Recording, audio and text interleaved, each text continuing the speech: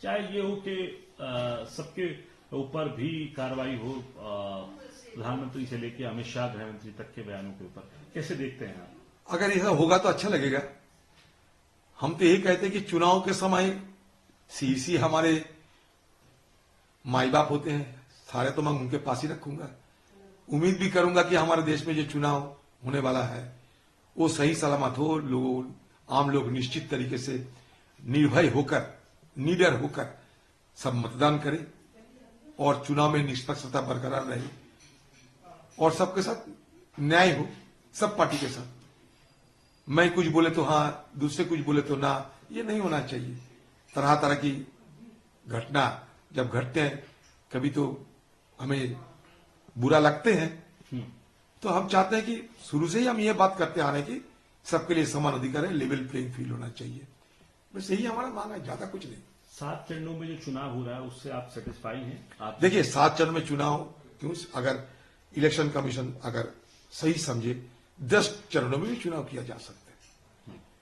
लेकिन बात यह है कि पिछले साल में भी 7 चरणों में चुनाव हुई थी,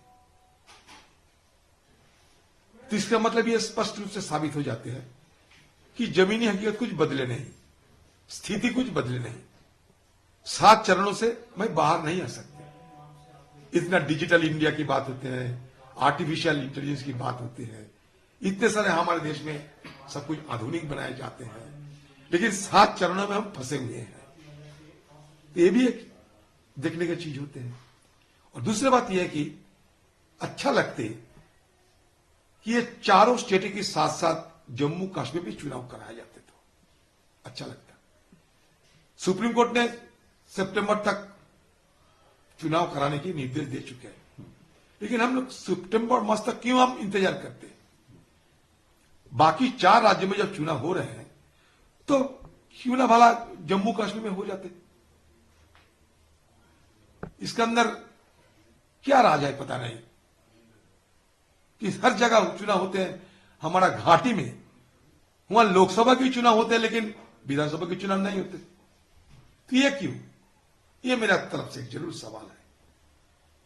सर एक ये बात, ये भी बड़ी इंपॉर्टेंट बात है जो है कि बयानों को लेकर उन्होंने कहा कि बयान जब आते हैं बड़े कटु बयान आते हैं, शायरी भी, शेरो शायरी भी सीईसी साहब ने सुनाई, उसके जरिए कहा कि दुश्मनी करो लेकिन ऐसा ना हो कि जब दोस्ती करने का मौका मिले तो दोस्ती ना, शर्मिंदा ना हो, शर्मिंदा ना हो। पड़े। तो उसको देखो हमारे नेता राहुल गांधी वही बात करते हैं। उनका ही झलक हमारे सीई साहब की लब से निकल गए कि नफरत की बाजार में मोहब्बत की दुकान। तो नफरत की बाजार में मोहब्बत की दुकान की बात तो हमारे नेता कह रहे हैं, वही नफरत और मोहब्बत की बात हमारे सीई साहब ने भी कह रहे हैं। बड़ा अच्छा लगा उनकी लफ्ज सुनकर।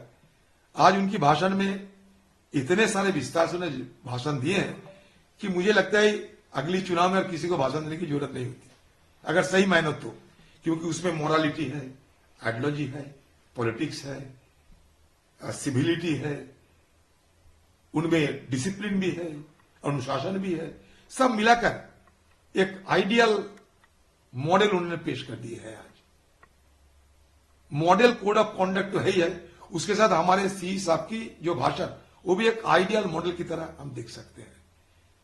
अच्छा लगा मेरे को। वो पॉलिटिकल फ्लेवर कौन सा लगा आपको उसका, उनका? अच्छा, कभी मुस्कुराते रहते तो पॉलिटिकल हो जाते हैं, मीठी मीठी जब मुस्कुराते रहते थे बिना सवाल पूछे हुए भी अपने मतलब वो नफरत की और मोहब्बत की बात करते हुए, तो बॉडी लैंग्वेज में तो पॉलिटिकल एक टोन आ जाते हैं ना, सब मिला के अच्छा लगा, लेकिन कॉम्प्रिहेंसिव था, होलिस्टिक था। प्रधानमंत्री ने तुरंत ट्वीट कर दिया, उसके बाद कहा कि हम अपनी गुड गवर्नेंस पे लड़ेंगे, और जो इंडिया अलायंस के लोग हैं उनको भी टारगेट किया कि जो इंडिया अलायंस है ये अपनी बात करता रहेगा, ऐसे ही सवाल उठाते रहेंगे, जो है ऐसी बात करते रहेंगे, लेकिन हम अपने गुड गवर्नेंस के ऊपर चुनाव लड़ेंगे। जो मर्जी प्रधानमंत्री कर सकते हैं, गुड गवर्नेंस के मतलब क्या होता है प्रधानमंत्री देशवासी को समझाएगी, लेकिन हम भी समझाएंगे कि बेरोजगारों की इस तरह की इजाफा, हर घंटे हमारे बेरोजगारों की खुदकुशी, ये क्या गुड गवर्नेंस की नतीजा है क्या? हमारे किसानों आंदोलन कर रहे हैं, हमारे किसानों की मौत हो रही है हर रोज, तो ये क्या गुड गवर्नेंस है? ये डबल इनकम की, रोजगार की बात कही गया किसानों की, वो नहीं हुई, ये क्या गुड गवर्नेंस है? हम आम लोगों के सामने रखेंगे। एक भरगा लेने का मतलब क्या गुड गवर्नेंस होते हैं? लोगों को डराने का मतलब क्या गुड गवर्नेंस होते हैं? लोगों को गुमराह करने के मतलब क्या गुड गवर्नेंस होते हैं? हमारे पिछले दिनों के सारे कामयाब देशवासियों ने जो किए हैं, देश की पिछले सारे सरकार जो किए थे, सारे को नकारना, ये क्या गुड गवर्नेंस की नतीजा होते हैं? गुड गवर्नेंस का मतलब क्या है? अगर यह है कि मोदी जो सोचे वही गुड गवर्नेंस है तो अलग बात है। मोदी जी जो सोचे अगर वही गुड गवर्नेंस है तो मतलब गुड गवर्नेंस की एक अलग डिक्शनरी लिखना पड़ेगा। 400 पार का जो उन्होंने नारा दिया है, उसके आप लोगों ने भी कोई नंबर सेट किया है इंडिया अलायंस? देखिए, नंबर सेट हमें करने की अधिकार नहीं है, क्योंकि ये जो 400 नंबर की बात कर रहे हैं ना, ये अहंकार की एक प्रकाश है। अहंकारम बलम दर्पम, ये मोदी जी की सरकार की एक चेहरा होते हैं। आपका वोट, आपसे हम आशीर्वाद मांग सकते, दुआ मांग सकते, दया मांग सकते। आपका वोट मेरे जेब में रखे हुए कोई फिक्स डिपॉजिट तो नहीं है, कोई पेटेंट तो नहीं है कि मैं कह देते हैं 400 सीट। तो इसीलिए ना आम लोगों के अंदर एक शंका पैदा होते जा रहे हैं कि बिना चुनाव होते हुए 400 पार कराना के मतलब क्या ईवीएम में कोई कार्रवाई होगी क्या? ईवीएम में कोई घोटाला होगी क्या? ये लोगों के अंदर एक शंका पैदा कर देते हैं सरकार की अहंग। लोग ये सोचने लगे हैं कि बिना चुनाव कैसे कह सकते हैं कि 400 पार कर देंगे? इसका मतलब ईवीएम में छेड़छाड़ होगी क्या? बिना छेड़छाड़ ईवीएम, बिना चुनाव कैसे कह देते हैं? ये क्या इसके पास क्या तिलस्मी है? ये क्या जादूगर है? क्या है? लेकिन सर, मेरा आखिरी और महत्वपूर्ण सवाल इसी बात पे, ईवीएम पे जब आप सवाल उठाते हैं, आज मुख्य चुनाव आयुक्त ने कहा कि कई बार सवाल उठते रहे लेकिन हर बार जवाब दिया है हमने। कोर्ट में भी कहा है, लोग कोर्ट तक भी गए हैं, हम लोग भी सारी चीजें रख चुके हैं। उसके बावजूद जो है ऐसी चीजें जो हैं अगर पॉलिटिकल पार्टी करती है तो ये उनके अपने ऊपर है। हम तो सफाई दे रहे हैं, चुनाव आयुक्त ने सफाई दे दी है। ये भी कहा कि मिस इन्फॉर्मेशन फैलाई जाएगी तो उसको भी देखेंगे। हाँ, बिल्कुल देखना चाहिए। मिस इन्फॉर्मेशन अगर ना हो, ये तो सही बात है। आज की तारीख में सारे दुनिया में तो मिस इन्फॉर्मेशन ही चल रहे हैं, फेक न्यूज ही तो चल रहे हैं। अगर हमारी देश की इस चुनाव आयोग के अंदर इस तरीके की रोबस्ट इंफ्रास्ट्रक्चर अगर रहे तो अच्छी बात है।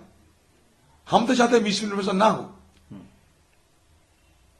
ईवीएम पे सवाल है तो मैं क्या करें? हम तो नहीं फैलाते हैं। दुनिया में बहुत सारे देश हैं जहां ईवीएम की बदले अभी बैलेट में आने लगे, तब्दील होने लगे। तो क्यों? सवाल है, सवाल है तो सवाल है। सवाल है इसका मतलब कोई इल्जाम नहीं लगाते हैं हम लोग कि हां हमारा चुनाव आयोग इसी काम करती है, नहीं कहते।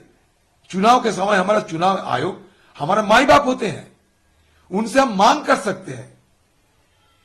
इल्जाम नहीं थोपना चाहते, थोपना भी नहीं, हम थोपते भी नहीं, लेकिन शंका किससे शंका प्रकाश करें? किसके पास शंका है वो शंका बता रहे। लोग शंका करते हैं तो लोगों की शंका को उजागर करना ये भी तो हमारे फर्ज होते हैं। ये लोगों की शंका है, शंका से लोग को हटाना हमारे चुनाव आयोग की फर्ज बनते हैं। वो हटाते हैं, अच्छा लगता है, हटाइए। यही तो हम चाहते हैं। लेवल प्लेइंग फील्ड हमें दीजिए, कोई अंतर ना हो, किसी से कोई फर्क ना हो, सबके साथ न्याय हो, यही हम चाहते हैं। क्योंकि वो हमारा माई बाप है, उससे तो मांग करूंगा, किससे मांग करें? और लेवल प्लेइंग फील्ड की बात कर रहे हैं। आपके कॉन्स्टिट्यूंसी में पिछली बार आपने ये कहा था कि लगभग 200 से ज्यादा, 250 से ज्यादा, 269 पोलिंग बूथ में लूट हुई थी। और उस समय जो ऑब्जर्वर वहां लगाए गए थे, कोई ध्यान नहीं दिया।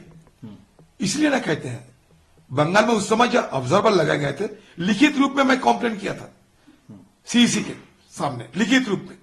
फोन नहीं उठाते थे, बात नहीं सुनते थे, और फिर स्टेट के ऑब्जर्वर बन के वहां गए थे। लिखित रूप में मैं शिकायत दर्ज किया था। 269 बूथ हमारे कॉन्स्टिट्यूशन में लूट हो गए थे। इस बार आप लोगों ने कुछ पहले से एहतियात आपने बरती? नहीं, हमारे सीई साहब बड़े ध्यान देते हैं। पिछले हमारे वहां बाई इलेक्शन हुई थी, उसके पहले मैं सीईसी के साहब के पास गए थे।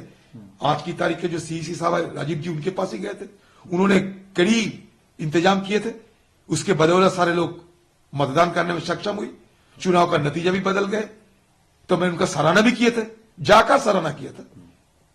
आज भी सराहना करते उस समय जो उन्होंने कार्रवाई की थी, कदम उठाई थी।